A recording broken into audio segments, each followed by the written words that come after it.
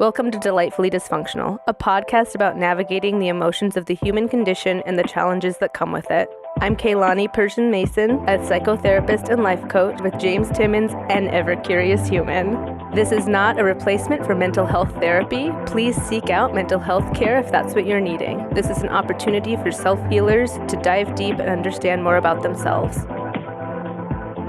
Welcome back to Delightfully Dysfunctional. I am Kaylani, and I'm here with my co-host, James. Greetings, Earthlings.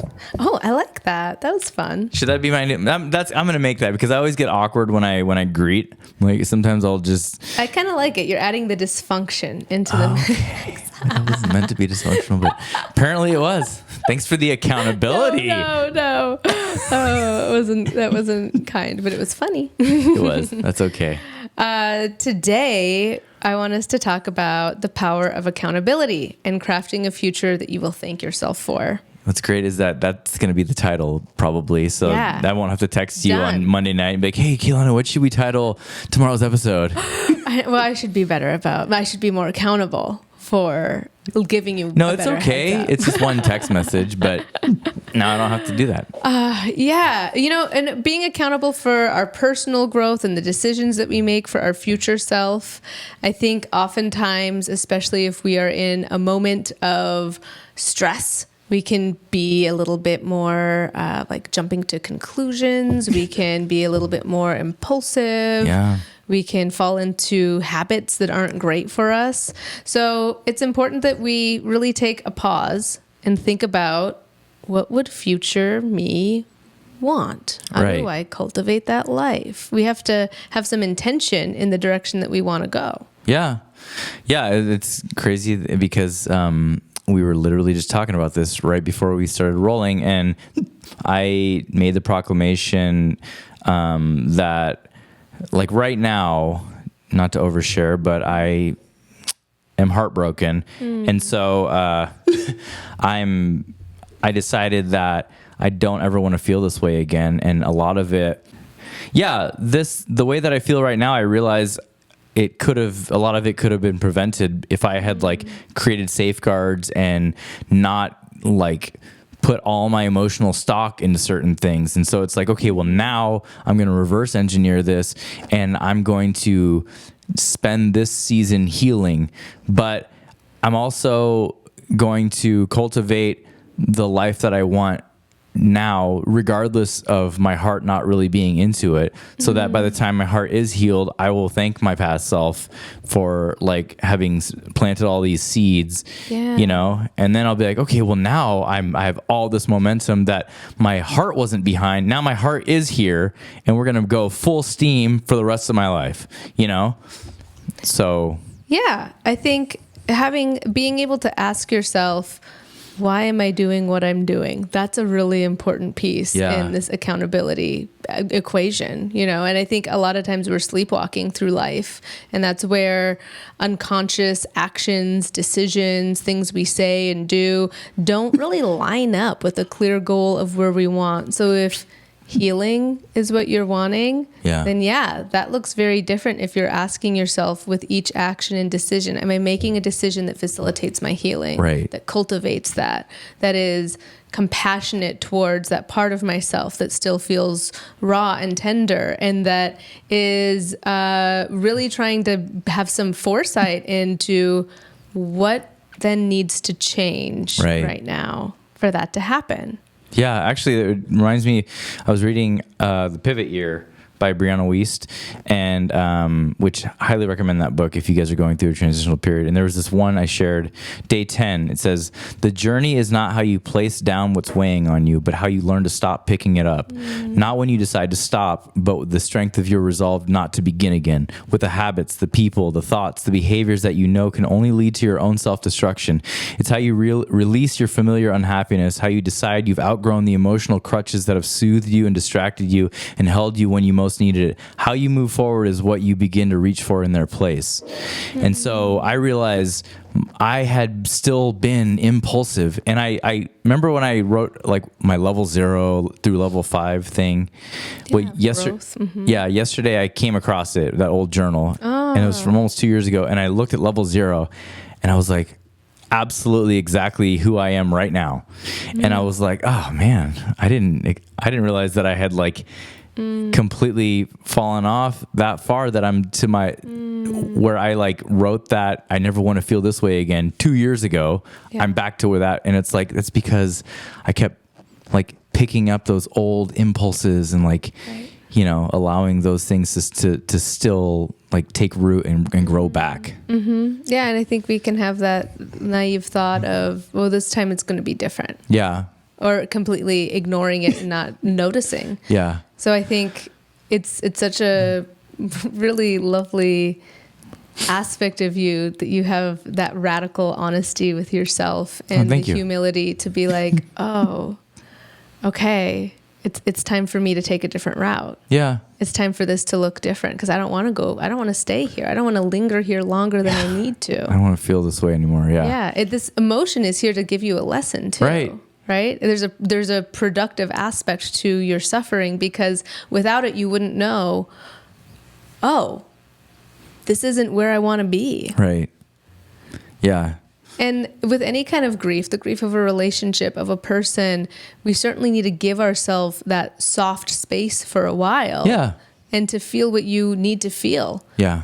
But if we live in a place of feeling like we're a victim, that isn't an empowered space. That isn't a space that allows for us to feel as though we have the ability and the power to make meaningful changes in our life. I don't think that it is, it's not a state that serves us. Yeah. So instead of viewing yourself as a victim of your circumstances, trying to embrace that mindset of really having control over your actions and your responses, and making these shifts to empower you towards your goal, because accountability is the glue that ties commitments. Yeah. And this is really about the commitment to yourself. Absolutely. Well, it's like I have been dialoguing a lot with my future self. And I've decided there's only one way to get to that like best version of myself. And that is, like I read, to stop picking up those old crutches and those old like impulses. And it's like to start reaching for new things that I've never reached for in their place. And that's like my people, my friendships, new experiences, the things that, like Mel Robbins, in one of her podcasts, her very first podcast, she said when she was in this depressed state, that day, even though she was heartbroken, she decided to do one little thing that was going to make her feel happy in that moment. And so every day I've decided to have that same discipline. Like, what's one little thing I can do that's going to make me a little bit happier today? And I'm going to keep leaning in and fight against like these, because the feelings are just temporary, and like they'll pass, and I'll heal from them. And I also decided I don't want to run from them. I want to sit with them and not like drink them away or escape them. I want to like feel the full brutality of them, and realize and tell myself, this is what I did. These are consequences for like my actions and my negligence. So now it's like, I'm going to feel this, and I'm going to declare that I don't ever want to feel this again. So, you know, we're going to move forward, and we're never going to come back here again.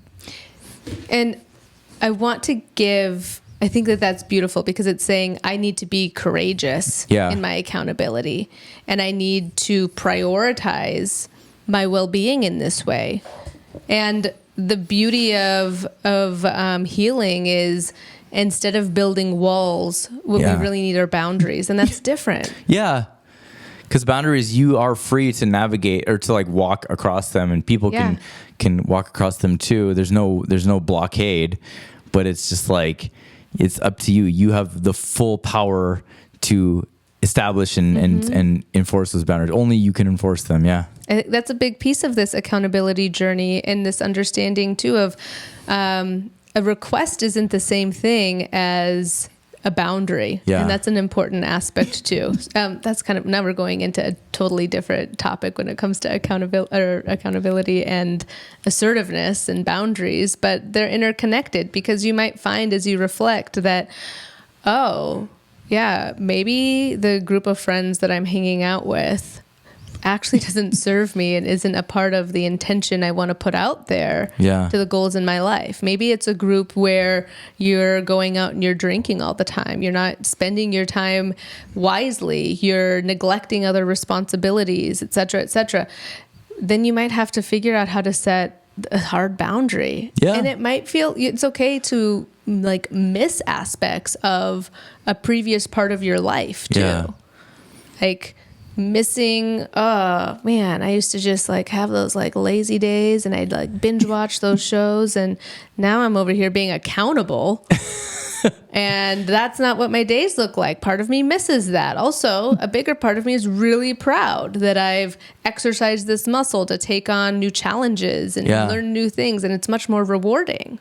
Yeah. So I think understanding that there's going to be a mix of both helps you and guides you so that you're not, beginning on the journey of change and then saying, ooh, but I want my comfort. I want my blankie. Which those temptations absolutely come when you're on your healing journey. But it's like, that commitment that you've made to yourself where it's like, I have to win this time. Like I can't go back. I think another thing that I want to caution you on is the idea of I will never come back here again, or I never want to feel this way again. Yeah. Because again, if these emotions are our guides, I don't want to banish it.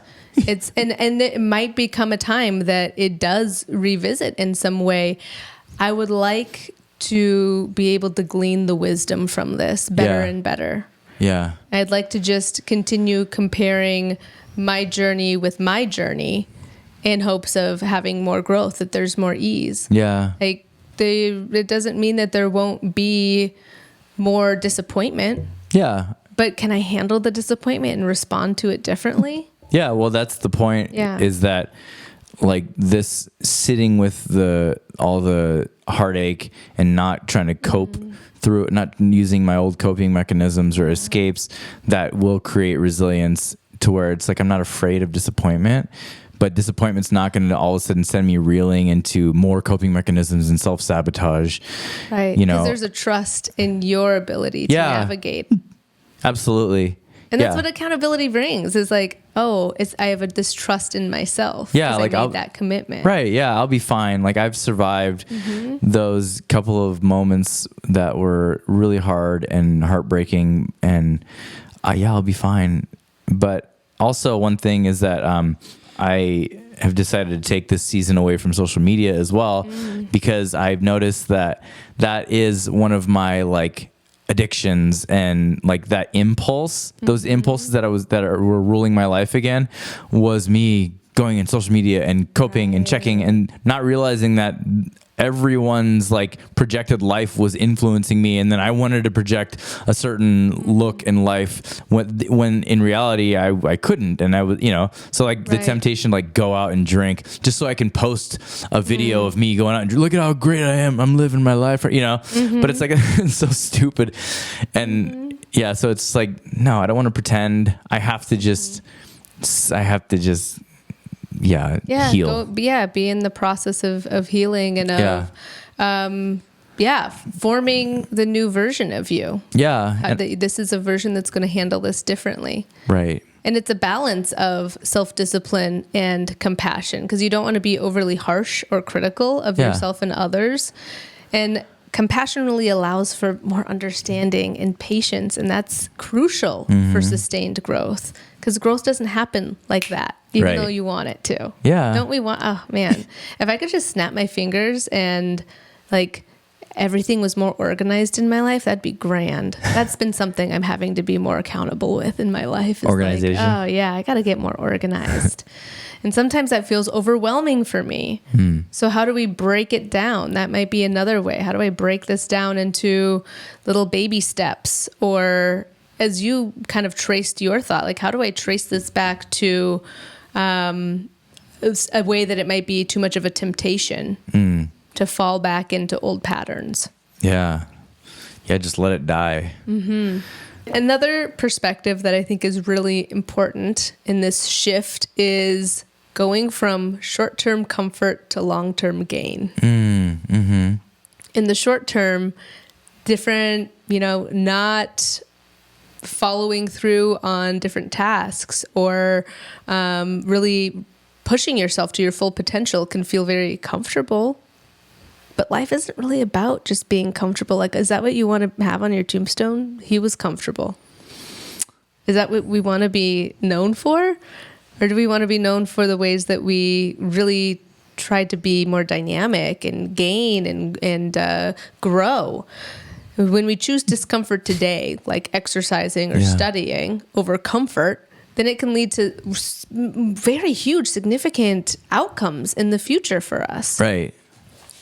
So we want to make decisions based on our future self, based on what our future self will thank us for. Yeah. Well, yeah. Like, whether you realize it or not, you are always sowing seeds and you will harvest something. Mm-hmm. So if you find yourself harvesting bad stuff that gives you a lot of pain, well, it's because you were planting those seeds like a year ago. So it's like, if you live intentionally, just like a farmer, and you say, okay, this season always for the rest of your life, I'm going to plant seeds, and then eventually you're going to harvest, and then you're going to compound that harvest, and it's going to keep compounding until like you just have this like beautifully intentional harvest that you just live out like continually. That it's fruitful. Yeah. But it takes time and patience and care. Right. And the same is required for yourself. Mm-hmm. And too often those aren't the tools that we're using to cultivate self-discipline and accountability. I like self-discipline a lot more. Yeah. I mean, I like accountability more than I like the term self-discipline. Okay. I said it backwards. That's what I meant. But I've also worked on kind of giving self-discipline a fresh look, because it's really just the ability to refrain from your impulses. Yeah. I'm imagining me spanking my own butt. Right. It's like, it's me being like an asshole to myself, right? Like, why didn't you do it? You messed up again, right? It's like, it's coming from a harsher place. But the thing is, spanking my own butt is an impulse. Oh, no, is that a tick? No, I'm saying it's like a temptation. I'm just joking. Oh my God. No, yeah. Sorry, I was so focused on that joke that I kind of missed what you said. I'm so sorry. That's okay. But self-discipline is really more about just not engaging with your impulses in the moment. It's giving more of a pause, and versus like the idea of it being harsh or critical, because the voice in our head too often is probably one of, you messed up and you got here again, or of blaming others, of putting too much blame on them. I have a tendency, it's because of them that I did that, this happened, and they must be doing this, and da-da-da-da. And that, again, is coming from that place of victimhood that it's disempowering. Yeah. And it's saying, oh, everyone else has control over me, instead of, this was an opportunity for me to learn something about myself and to make a different choice. Yeah. And it's painful or uncomfortable, but also I'm the only one I have control of. Yeah. And I can have this insight to make different changes. And so it takes regular self-reflection, and sometimes it takes feedback and support, which is why counseling or coaching is really important, and why I will now plug that I do have a 30-minute free consultation call available, a discovery call, where we can see if there's an opportunity for us to work together. I have some openings right now, and I'm eager to get to know more about your story. So please check out the link in the description of this podcast episode so that you can get us scheduled, and we can see if there's an opportunity there for us to work together and for me to give you that support. Well, I endorse you. Oh, thank you. I think that you'd be great to work with. So we have our weekly therapy sessions right before podcast. Yeah. Time. This feels like, this feels like a therapy session for me. Yeah. Because I'm like, sharing my heart. But anyway. And I appreciate that you do. You come here, as our intro says, you're this ever curious human, and like you're willing and wanting to understand. And I think that that's an attitude that is really going to help you build these blocks, these steps. Yeah. And that is helping you. It is currently helping you. Yeah. And that's what's required for transforming your life. It's not just a one simple thing. It's not just one decision and one commitment, it is the building upon of these accountability steps, right? Yeah, just as you were saying. And I love the metaphor of planting seeds. I use that all the time. Yeah, tend to yourself and the life that you want with diligence and care and compassion. Yeah. Because those are the ingredients that are needed for things to really sprout and form. Yeah. And too often I think I see people just stomping around their gardens, squashing everything they've planted and having kind of a grown-up temper tantrum like, nothing is growing. And yet they're feeding their garden Mountain Dew and darkness, not sunshine and water. Well, you know what can tear up a garden like no other is a dirty hoe. Oh boy. Actually, that was a good one, but oh my God. I rolled. Thank you for acknowledging that was a good one. Because that was one of the better ones. But as it was formulating, I was like, oh gosh, I have to say this. Oh my gosh. Yeah. It's rare that I will acknowledge that it was a good one. So you should hang on to this moment now. Thank you. That's going to be on Instagram and TikTok and YouTube Shorts. Oh gosh. Yeah, I think the best way to predict your future is to create it, be an active participant in creating it. And this is where all of the different elements that we've talked about, I think, come into play. We've talked about like creating your own mission statement based on values that are important to you. That's a piece of understanding what you want and what you want to come back to. And then to hold yourself accountable, I'd say print it off, put it on your bathroom mirror, put it by your toilet, put it by your side of your bed, put it in your car. Question, am I following this mission statement? Am I showing up for myself and others in this way? You know what's amazing is, remember the mission statement you wrote for me? I found it yesterday because I stuffed it in my box of office supplies. And so I started a new job and I have a cubicle, which I think is amazing. And so I found it and I was like, oh my gosh. And it says like, I want to create a life built on creativity and fun, all that stuff. And it's crazy because like my new job is all about creativity. Yeah. And so I hung it on my cubicle, and so I can look right at it every single day. And I love that. Yeah, so that's kind of, and that it's great because that's like an identity of the person that I absolutely want to be and who I truly actually am. But I just want to like peel off all the extra shit and like just become that pure version of myself. So it's great to just remind myself of that every single day. That's perfect. I love that. I think that's so important. We need to have those reminders because if it's just in our head, it's just far too easy and there's too much temptation for distraction and where our attention can get lost. And we have to be very thoughtful in how do we keep ourselves on this path? Yeah. How do we remind ourselves that it's worth it? Another idea, and I think I might have mentioned it recently actually, but I liked it, is, use one of those apps and create a photo of yourself that's aged 10 or 20 years and post it somewhere and then have this, you'll automatically be thinking of that person, that version of you in a different light. But what kind of life do you want them to have?